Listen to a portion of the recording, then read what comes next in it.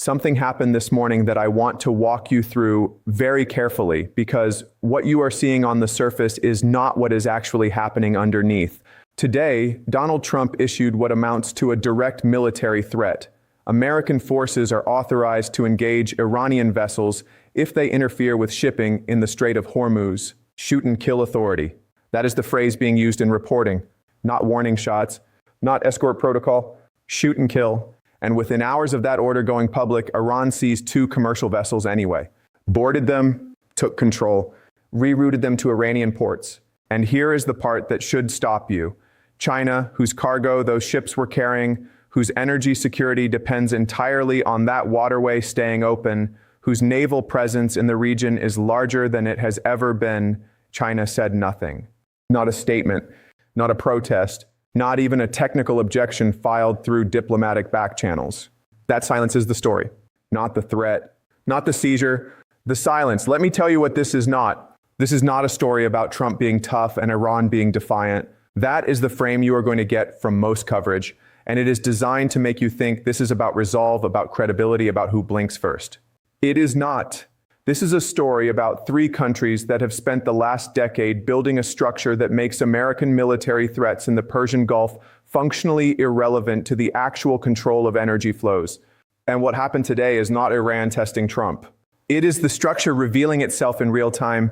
I am going to walk you through exactly what that structure is, why it was built, why it works, and why the silence from Beijing tells you more about the balance of power in that region than any statement could. Because once you see the architecture, the events stop looking chaotic and start looking like a system operating exactly as designed. Here is my argument. The shoot and kill order is not a show of strength. It is a reaction to dependency. The United States can threaten force in the Strait of Hormuz. It can even use force. But it cannot change the underlying equation, which is this. China does not need the strait to stay open under American terms. It needs the strait to stay open under terms it can live with. And Iran, over the course of a decade, with Chinese financing, Chinese port investment, Chinese reserve currency arrangements, and Chinese diplomatic cover, has built the capacity to define those terms unilaterally. What you saw today was not defiance. It was demonstration.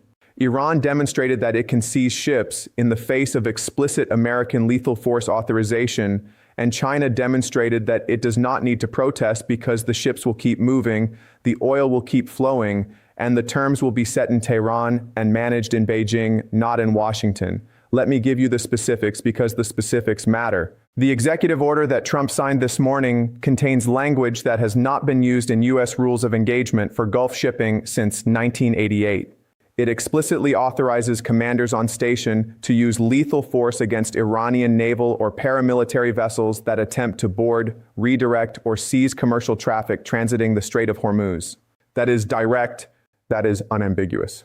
And it was briefed to allies, briefed to regional partners, and made public before noon Eastern Time. By 3 p.m., local time in the Gulf, Iranian Islamic Revolutionary Guard Corps naval forces boarded 2 bulk carriers in the eastern approaches to Hormuz. One was flying a Liberian flag. The other was flying a Panamanian flag. Both were carrying Chinese imported goods. Both were rerouted to Bandar Abbas. And here is what did not happen. American forces did not intercept. They shadowed, they observed, they reported, but they did not engage. Now you could argue that is restraint. You could argue that the commanders on scene made a tactical decision not to escalate in the first hours of a new authorization. That is possible, but I want you to think about what that restraint actually signals. It signals that the cost of enforcement, meaning the cost of actually shooting at Iranian vessels in Iranian-claimed waters over the seizure of third-party flagged ships carrying Chinese goods, is higher than the cost of not enforcing. And if that is true 6 hours after the order is signed, it will be true 6 days from now and 6 weeks from now. Let me pull the lens back because this did not start this morning. This started in 2014. That is when China and Iran signed the first iteration of what would eventually become a 25-year strategic cooperation agreement. And buried in that agreement, underneath the language about telecommunications investment and rail infrastructure, was a very simple structural trade. China would buy Iranian oil in renminbi, not dollars. It would finance port expansion at Chabahar and Bandar Abbas. It would extend lines of credit for Iranian petrochemical and refining projects. And in exchange, Iran would guarantee Chinese energy access through the Persian Gulf on terms that do not depend on American goodwill. What does that actually mean in practice? It means that when Iran seizes a ship, it is not seizing a ship that China desperately needs to recover in order to maintain energy flows. It is seizing a ship that China has already priced into its supply chain as a manageable risk, because the oil that ship is carrying or the goods that ship is moving are part of a system where the backup routes, the reserve stockpiles, the alternative suppliers, and the financial settlement mechanisms are all designed to absorb exactly this kind of disruption without requiring Beijing to lodge a protest or mobilize a response. Let me say that again because this is the core of the structure. China does not need the Strait of Hormuz to be peaceful. It needs the Strait of Hormuz to be predictable. And Iran has made it predictable by making it Iranian, not American, not international. Iranian. Now, if you go back and look at the history of chokepoint control, this is not a new pattern. This is old. The Suez Canal in 1956, the Bosphorus under Ottoman administration, the Panama Canal before the Torrijos-Carter treaties. What you see in every case is the same structure. The power that controls the physical infrastructure of the choke point eventually controls the terms of passage, regardless of who has the larger navy or the stronger alliance system. And what makes Hormuz different from Suez or Panama is this: Iran does not just control the northern shore. It controls the offshore islands, the surveillance infrastructure, the small boat flotillas, and the willingness to escalate in ways that a distant naval power cannot match without turning a shipping incident into a full regional war. That is asymmetric, yes, but it is also structural, because the United States can park a carrier group in the Gulf of Oman, but it cannot park a carrier group in the narrow parts of the strait itself. It cannot maintain 24-hour coverage of every Iranian patrol boat, and it cannot intercept every boarding without turning the strait into an active combat zone, which would shut down shipping entirely. China understands this. Iran understands this. And over the last 10 years, they have built a system that turns American naval presence from a guarantee of access into a source of background risk that does not actually change the outcome. Let me give you 3 more dimensions to this, because the shipping seizures are only the visible part. The first dimension is financial. When Iran seizes a ship carrying Chinese goods, the insurance is settled, the cargo is rerouted, and the financial loop closes in renminbi and rials, not dollars. That means the United States cannot freeze the payment.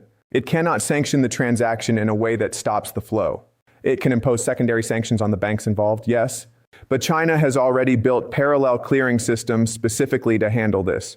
So the seizure does not create a financial crisis. It creates a claims process. The second dimension is diplomatic. Notice that Beijing did not protest today, but also notice that Beijing did not endorse the seizure. It said nothing. And that silence is a signal to Tehran: you have operational freedom as long as the oil keeps moving and the costs stay manageable. But you do not have a blank check. This is a managed relationship, not an alliance. China is not going to go to war over an Iranian ship seizure, but it is also not going to tolerate a full closure of the strait, because that would crater the global economy and turn China into a sanctions enforcer, which it does not want to be. The third dimension is military. Iran does not need to win a naval battle. It needs to make the cost of forcing passage higher than the value of forcing passage. And it has done that by building a layered system of coastal missiles, drone swarms, sea mines, and small boat tactics that can raise the cost of American intervention to the point where Washington has to decide, is keeping this strait open under our terms worth a shooting war with Iran? And every time that question comes up, the answer has been no. Not because the United States lacks the capability, but because the cost is too high and the alternatives are too available. So what does today actually mean? It means that the United States is in a position where it can issue orders, but it cannot enforce outcomes. It can threaten force, but it cannot credibly promise that force will produce the result it wants, which is an open strait under American supervision. And that gap between what you can order and what you can deliver is not a gap in capability. It is a gap in structure. Iran and China have built a system where the Strait of Hormuz is open, but it is open on Iranian terms and financed through Chinese systems. And the shoot and kill order that Trump issued today does not change that system. It clarifies it, because now we know that the United States is willing to authorize lethal force, and we also know that Iran is willing to seize ships anyway. And we also know that China is willing to stay silent because the system works for China exactly as it is. This is not chaos. This is not brinkmanship. This is a structure revealing itself. And the revelation is this: control of the Persian Gulf has already shifted. Not in a single dramatic event, not in a war, but in a decade of infrastructure investment, currency arrangements, reserve stockpiles, and diplomatic patience that allowed Iran and China to build a system where American threats are noted, absorbed, and ultimately irrelevant to the actual flow of goods and energy. So here's what I want you to watch over the next 72 hours. Watch whether the United States actually uses force the next time Iran boards a ship. Watch whether China breaks its silence if the seizures continue. And watch whether the oil markets react, because if they do not, that tells you that the market has already priced in a world where the Strait is Iranian-controlled and the U.S. Navy is background presence, not operational authority. Read the exact wording of the executive order. Ask yourself, if the United States was confident it could enforce this, would it need to make the authorization public? Or is the public announcement itself a signal that enforcement is uncertain? And then ask the question that most coverage will not ask. What does it mean when the world's most powerful navy cannot guarantee passage through a 21-mile wide waterway without risking a war it does not want to fight? I am not saying this ends in conflict. I am saying this ends in a recognition that the structure has already changed, and the question now is whether Washington is willing to accept that change or whether it will keep issuing orders that reveal, every time they are tested, that the orders cannot be enforced.